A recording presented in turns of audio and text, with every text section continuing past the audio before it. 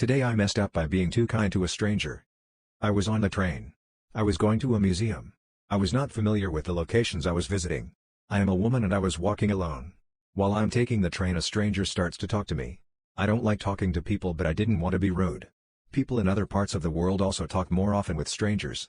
We're on the platform and he asks to stand over there. I'm being cautious and make sure I see other people. He asks me to sit down. I prefer to stand. I say no. He asks again. I say no. Then he says he is gonna sit down. He proceeds to ask if I have Messenger. I stupidly reply with yes. He asks for my phone, which I stupidly give him. Then my train arrives. He still has my phone. It's attached to a rope, so I still had it. I tell him my train is here and I need to go. He gets on the same train and he asks to sit together. If it wasn't bad on the platform, it gets bad on the train. He proceeds to ask for my hands. He holds my hand and starts to rub it with his hands. He then asks me if it's good. At this point I'm thoroughly creeped out. He then wants me to kiss him. That's a fat no. He keeps doing the same things in a loop. At a certain point he put my feet on his. Thank God he didn't get off at the same station. He stayed on the train.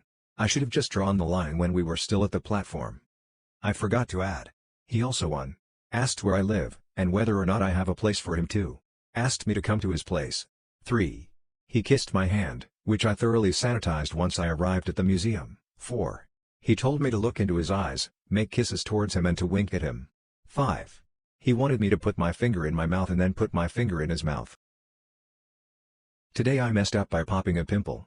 Last night I was going down on my GF when I noticed a random pimple on the inside of her thigh from the corner of my eye. It was begging to be popped. Not gonna lie, I had the sudden urge to pause the eating with immediate effect and pop that pimple as soon as possible, but I resisted because I remembered what my GF taught me about going down on her, which was to never change what I was doing whenever my face or fingers were between her legs, especially if she's approaching finishing. Did I change anything during oral?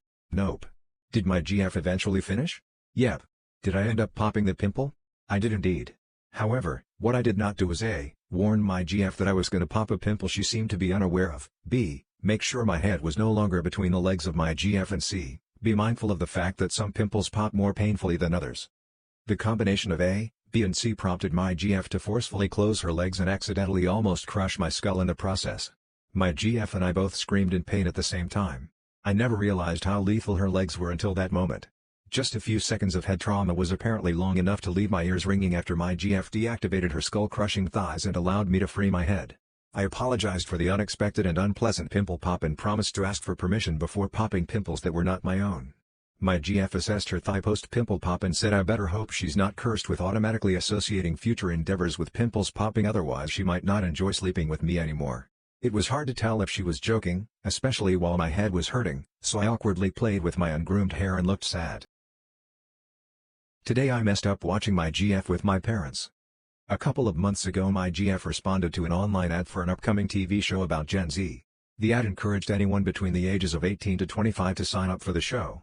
If your submission was successful, which was the case with my GF, you would be required to come to the studio and get interviewed on camera. That was it. Just you, the camera crew, and questions you had to answer about what it meant to be Gen Z.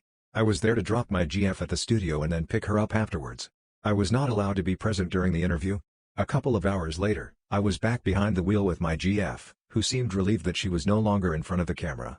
I was curious to know what her experience was like and what kind of questions were asked, etc., but my GF said it was all a blur and that we would just have to wait and see when the show eventually aired. Cut to now. The show aired at the beginning of the month on one of the local streaming sites in my country. Please don't ask me for the name of the show or the site the show is streaming on. My GF and I were unable to watch her episode together because we were physically too far apart, but I still made it an event by encouraging my mom and dad to watch it with me, which they were more than happy to do. I expected an entertaining and engaging discussion about all kinds of things affecting young people, and for the most part, I got exactly what I expected, which made me extremely proud of my GF because most of the pressure was on her to be interesting and articulate, and she fucking killed it. That said, towards the end of the interview, my GF was challenged to comment on random words that appeared on screen. Words young people were using or redefining like rissu, strip bag, body count, etc. One of the words was slut, which prompted my GF to state that she believed there was positive affirmation and power in the word slut before she decided to go a step further by saying she proudly considered herself a slut because she's had many partners and she enjoyed sleeping with all of them. Needless to say, eye contact became challenging for me with my mom and dad present.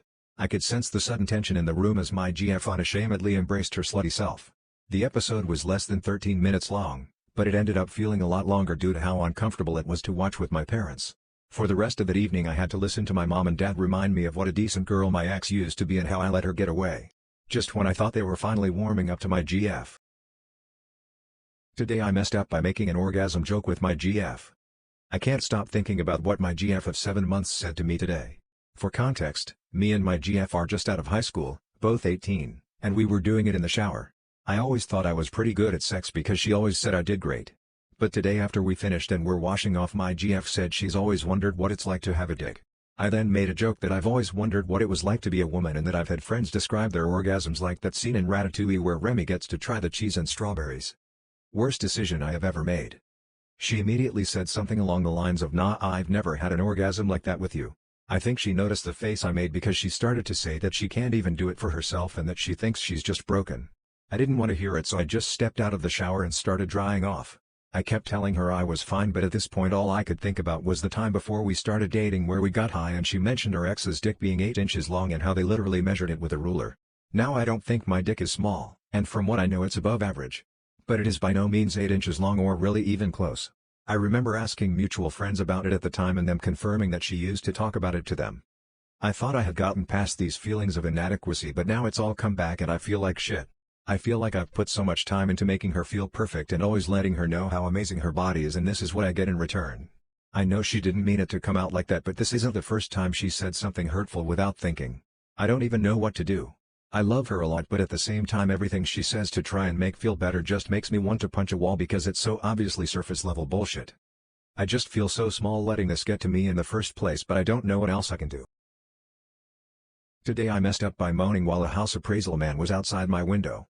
I, 19, can't explain the level of utter embarrassment I feel, but my pain must be shared because it's that or the bridge. Our house has been up for sale a couple months now and we are constantly getting appointments to have people come over. That said, I am not the one handling them even though I get the occasional texts. Usually my parents deal with that, and I just keep the house clean and make sure everything looks nice on days people are to come. Well, apparently no one remembered this morning was supposed to have been a day for an appraisal. So, being the stay-at-home student I am, I wake up, I take a shower, and I engaged in some morning activities. Thing is, it's rare for me to be in the mood for such things, and when I am I like to make the most of it. So there I am moaning and having my fun, which means lots of wet noises happening, listening to some raunchy audio, when I hear someone pounding on the front door and frantically ringing our doorbell. To be clear, the room I am in has the door shut, but I am no more than 15 feet from that door. So I quickly get up, run to the adjacent bathroom, it is in the room, wash my hands, get dressed in my clothes from the night before, and try and wash the blush off my face a bit. Finally I go out and he is in his truck in our driveway. I invite him in, apologize for not realizing he was there, the whole thing. He was nice enough, didn't say anything. Eventually finished up and left, whole thing took less than 20 minutes tops. I just checked the cameras to our house. He had already fucking been walking around it before he fucking knocked. He had been near my back window as I was moaning and fucking myself. That window might as well not even exist, because you can hear everything on both fucking sides. It's taking all my willpower not to go jump off the nearest bridge right now, and sir, if you see this I am so sorry. No one told me.